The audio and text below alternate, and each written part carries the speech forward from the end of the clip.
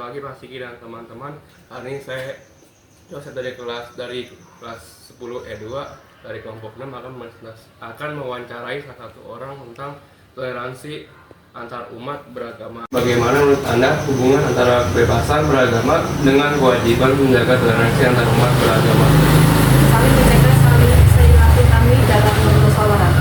Oke, apakah toleransi antar umat agama hanya berarti saling menghargai atau juga melibatkan kerjasama dan kegiatan sosial? Tidak, di luar kegiatan sosial pun kita harus tetap bermusyawarah dan saling menjaga dan menghargai.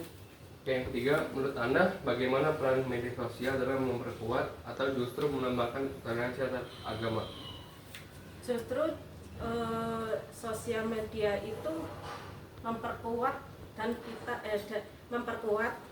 dan kita tahu beda agama melewati sosial media.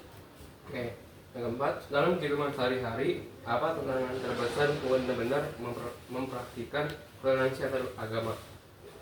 Kita tantangan terbesar yaitu saling menjaga ucapan agar tidak menyinggung perasaan kita yang sesama berbeda agama dan menjaga silaturahmi aja.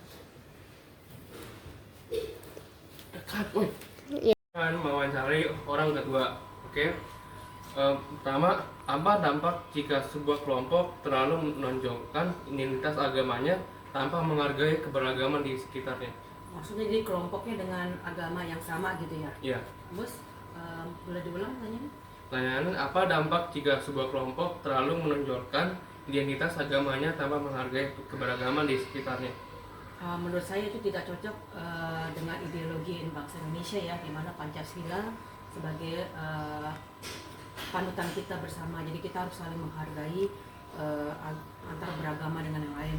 Tentu saja jika kalau ada satu kelompok terlalu menonjolkan agamanya sendiri, tentu itu akan bisa berakibat buruk ya, karena tidak ada toleransi dengan agama lain. Jadi kurang cocok itu sih Pak. Yang kedua, bagaimana cara membedakan antara mempertahankan keyakinan pribadi dan bersikap intoleran terhadap orang lain? Kalau menurut saya, kalau untuk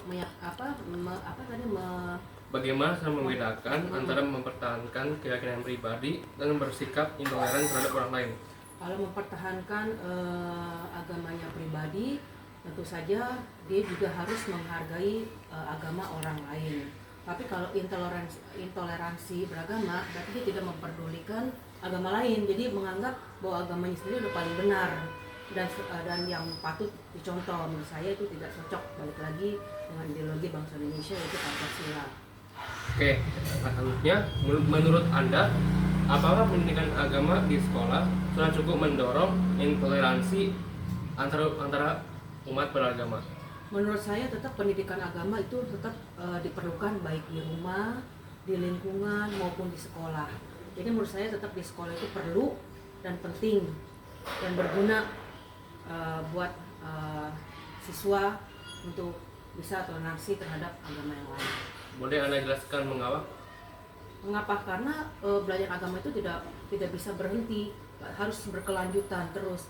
Jadi baik di rumah, tadi baik lagi di lingkungan, dalam lingkungan keyakinan agama itu sendiri maupun di sekolah itu penting, karena dengan adanya baik agama jadi kita tahu bagaimana bertoleransi terhadap agama yang lain.